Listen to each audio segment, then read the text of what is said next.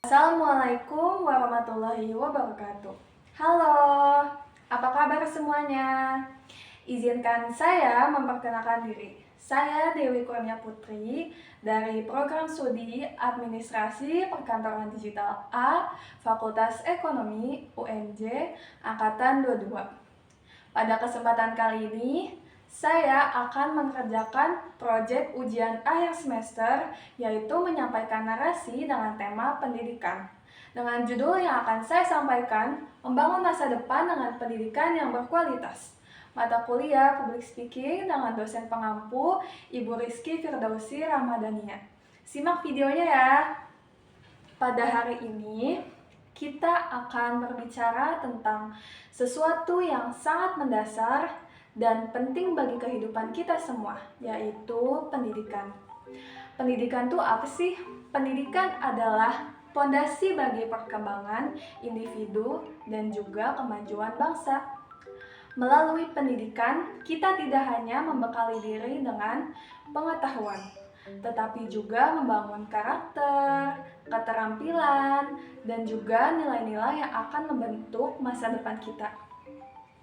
Baik, poin pertama saya akan menjelaskan definisi dan pentingnya pendidikan.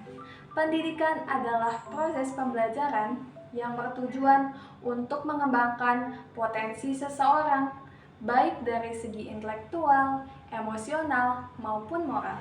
Pendidikan memberikan kita alat untuk berpikir kritis, memecahkan masalah, dan membuat keputusan yang bijaksana. Tanpa pendidikan yang baik, sulit bagi seseorang untuk mencapai kesuksesan dan kebahagiaan dalam hidup. Pendidikan adalah proses sistematis yang bertujuan untuk membangun pengetahuan, keterampilan, dan karakter individu. Ini melibatkan berbagai metode seperti pengajaran, pelatihan, penelitian, dan pembelajaran yang diterapkan di institusi formal, sekolah, universitas, maupun non-formal, pelatihan kerja atau kursus online. Pendidikan tidak hanya mencakup aspek akademis, tapi juga aspek sosial, emosional, dan moral. Menurut KBBI, pendidikan adalah proses pengubahan sikap dan tata laku seorang atau kelompok orang dalam usaha mendewasakan manusia melalui upaya pengajaran, pelatihan, proses, cara perbuatan mendidik. Baik, untuk poin selanjutnya, saya akan menjelaskan pentingnya pendidikan. Yang pertama, sebagai pengembangan pribadi. Pendidikan membantu individu mengembangkan potensi mereka secara maksimal. Melalui pendidikan, seseorang dapat memahami diri mereka sendiri, minat dan bakat mereka, serta mengembangkan keterampilan yang diperlukan untuk mencapai tujuan hidup. Yang kedua, pentingnya pendidikan sebagai peningkatan pengetahuan dan keterampilan. Pendidikan menyediakan pengetahuan dan keterampilan yang dibutuhkan untuk berpartisipasi dalam masyarakat. Ini meliputi kemampuan dasar seperti membaca, menulis, berhitung, hingga keterampilan khusus yang diperlukan dalam berbagai profesi. Yang ketiga, mobilitas sosial. Pendidikan seringkali menjadi jalan untuk mobilitas sosial, memungkinkan individu untuk mengubah status sosial dan ekonomi mereka. Melalui pendidikan, seseorang dapat memperoleh pekerjaan yang lebih baik dan peningkatan standar hidup mereka. Yang keempat, sebagai pengembangan ekonomi. Pendidikan meningkatkan peran penting dalam pengembangan ekonomi suatu negara. Tenaga kerja yang terdidik, lebih produktif, dan inovatif yang dapat mendorong pertumbuhan ekonomi daya saing di pasar global. Yang kelima, pembentukan karakter dan nilai. Pendidikan tidak hanya berfokus pada aspek kognitif, tapi juga dapat pembentukan karakter dan nilai-nilai moral. Pendidikan membantu dalam membangun etika kerja, tanggung jawab, dan sikap hormat terhadap orang lain. Yang terakhir, demokrasi dan kewarganegaraan.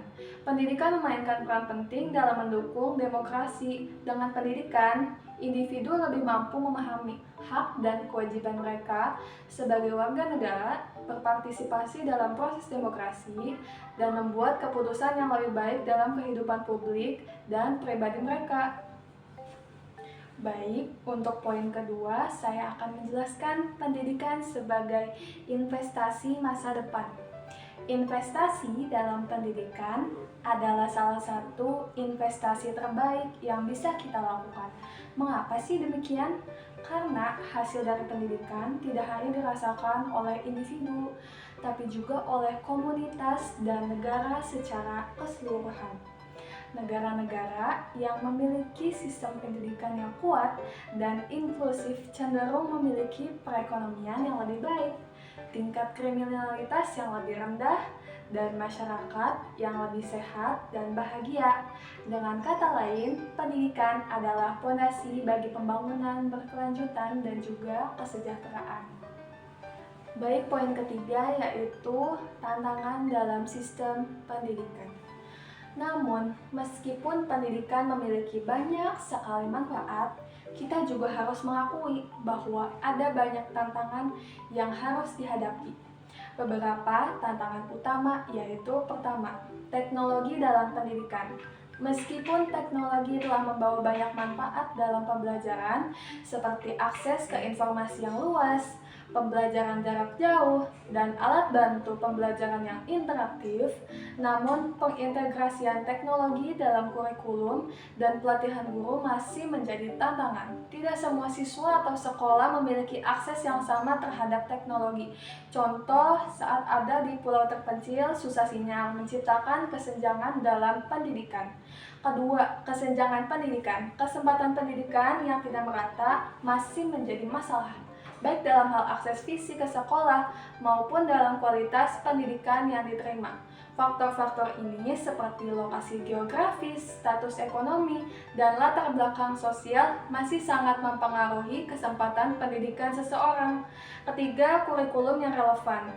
Dengan perubahan cepat dalam teknologi dan tuntutan pasar kerja yang terus berkembang, ada tekanan untuk mengubah kurikulum agar lebih relevan dengan kebutuhan masa kini dan masa depan. Namun, proses tersebut penyusunan kurikulum yang terlalu lambat dan kurangnya konsensus dalam menentukan apa yang harus diajarkan sering menjadi hambatan loh. Baik, untuk poin keempat, evaluasi dan pengukuran. Sistem evaluasi dan pengukuran yang terlalu terfokus pada tes standar seringkali tidak mampu mengukur secara akurat keterampilan dan pengetahuan yang penting untuk sukses di dunia nyata, seperti keterampilan kreatif, kritis, dan kolaboratif. Yang kelima, pelatihan guru yang efektif. Guru merupakan salah satu aspek yang paling penting dalam sistem pendidikan. Namun, pelatihan dan pengembangan profesional yang memadai seringkali kurang tersedia. Selain itu, penggunaan teknologi dalam pengajaran juga membutuhkan pelatihan yang terus-menerus. Yang keenam, kesehatan mental dan kesejahteraan siswa. Masalah kesehatan mental di kalangan siswa semakin meningkat, terutama dengan tekanan akademik, sosial, dan lingkungan yang tinggi. Sistem pendidikan perlu lebih memperhatikan kesejahteraan siswa dan menyediakan layanan dukungan yang memadai seperti psikolog untuk konsul. Selanjutnya, inklusi dan keadilan. Masih ada tantangan dalam menciptakan lingkungan yang inklusif bagi semua siswa, termasuk mereka dengan kebutuhan khusus atau latar belakang yang beragam. Ini mencakup penyediaan aksesibilitas fisik, pengajaran yang disesuaikan, dan lingkungan yang ramah. Transisi ke penanganan tantangan ini tentu membutuhkan pendekatan yang holistik dan juga terkoordinasi. Apa aja sih? Ini termasuk pembangunan infrastruktur teknologi, memastikan akses yang merata terhadap teknologi pendidikan, baik di sekolah maupun di rumah, serta menyediakan pelatihan untuk memanfaatkannya secara efektif dalam pembelajaran. Baik, saya akan menjelaskan transisi pendidikan di era modern telah mengalami perubahan signifikan dalam beberapa aspek. Berikut adalah beberapa perubahan yang telah terjadi. Pertama, pandangan dan pendekatan terhadap pendidikan. Pendidikan telah menjadi bagian integral dari perkembangan manusia sejak zaman kuno hingga era modern. Namun, pandangan dan pendekatan terhadap pendidikan telah mengalami perubahan signifikan dari masa ke masa. Pendidikan tradisional cenderung mengutamakan metode pembelajaran yang bersifat top-down dan berpusat pada guru, sedangkan pendidikan era modern lebih cenderung menuju pendekatan yang kolaboratif dan berpusat pada siswa. Yang kedua, fokus pendidikan. Pendidikan pada masa lalu, terutama pada zaman klasik, cenderung didasarkan pada nilai-nilai klasik dan filsafat yang kuat. Tujuan utama pendidikan pada masa itu adalah untuk mempersiapkan individu menjadi warga negara yang baik dan memenuhi standar. Dalam era modern, pendidikan mengalami pergeseran menuju pendekatan yang lebih pragmatis dan berbasis ilmu pengetahuan dan teknologi. Perkembangan ilmu pengetahuan dan juga teknologi menjadi fokus utama dalam proses pembelajaran, dengan tujuan untuk mempersiapkan individu agar siap menghadapi tuntutan dunia kerja yang semakin kompleks dan berubah-ubah. Yang ketiga, teknologi dan pembelajaran. Pendidikan modern lebih terbuka terhadap inovasi dan perkembangan baru dalam teknologi pembelajaran. Baik, untuk poin keempat, solusi dan langkah ke depan. Untuk mengatasi tantangan-tantangan ini, diperlukan upaya kolektif dari berbagai pihak termasuk pemerintah, masyarakat, dan sektor swasta. Beberapa langkah yang bisa diambil meliputi: pertama, investasi pendidikan. Pemerintah dan lembaga swasta perlu meningkatkan investasi dalam pendidikan, termasuk alokasi dana yang lebih besar untuk infrastruktur pendidikan, pelatihan guru, dan pengembangan kurikulum. Kedua, peningkatan kesejahteraan guru. Memastikan kesejahteraan guru dengan memberikan gaji yang layak, pelatihan yang berkelanjutan, dan dukungan dalam pengembangan profesional mereka. Ketiga, penggunaan teknologi pendidikan. Mengintegrasikan teknologi pendidikan ke dalam proses pembelajaran untuk memperluas akses, meningkatkan keterlibatan siswa, dan memperkaya pengalaman belajar. Yang keempat, kurikulum yang relevan. Pengembangan kurikulum yang responsif terhadap kebutuhan global dan lokal, termasuk keterampilan abad ke-21 seperti pemecahan masalah, kreativitas, dan literasi digital. Baik, untuk poin selanjutnya keempat, pembelajaran berbasis proyek. Mendorong pendekatan pembelajaran berbasis proyek yang memungkinkan siswa untuk menerapkan pengetahuan mereka dalam konteks nyata dan mengembangkan keterampilan praktis. Contohnya, seperti saat ini diadakan project based learning atau pembelajaran berkelompok untuk presentasi. Pembelajaran berkelompok ini diharapkan dapat melatih keterampilan, kreativitas, dan skill untuk berkomunikasi, seperti public speaking, dan melatih kemampuan bersosialisasi dengan teman atau orang lain saat di tempat kerja.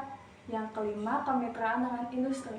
Membangun kemitraan antara lembaga pendidikan dan dunia industri untuk memastikan relevansi kurikulum dengan kebutuhan pasar kerja dan memfasilitasi kesempatan magang dan pembelajaran berbasis pengalaman. Seperti untuk saat ini diadakan program Kampus Merdeka Belajar. Kampus Merdeka Belajar itu memiliki banyak sekali manfaat. Tentu saja bisa memfasilitasi mahasiswa untuk memiliki pengalaman magang. Contoh kampus merdeka seperti MSIB, ISMA, Wirausaha Merdeka, PMM, dan kampus mengajar, dan lain-lain. Yang keenam, pendidikan inklusif. Memastikan akses pendidikan yang setara bagi semua individu, termasuk mereka dengan kebutuhan khusus atau dari latar belakang sosial dan ekonomi yang kurang beruntung. Langkah ini dapat diharapkan membantu menciptakan lingkungan pendidikan yang jauh lebih baik, yang akan menghasilkan lulusan sarjana yang lebih siap menghadapi tantangan-tantangan yang ada di masa depan. Baik, demikianlah narasi saya tentang pembahasan betapa pentingnya pendidikan itu dalam membangun masa depan yang lebih berkualitas. Untuk itu, marilah kita semua harus turut berperan aktif dalam memajukan pendidikan di Indonesia. Karena masa depan kita, masa depan bangsa sangat bergantung pada kualitas pendidikan yang kita berikan kepada generasi kita di masa depan.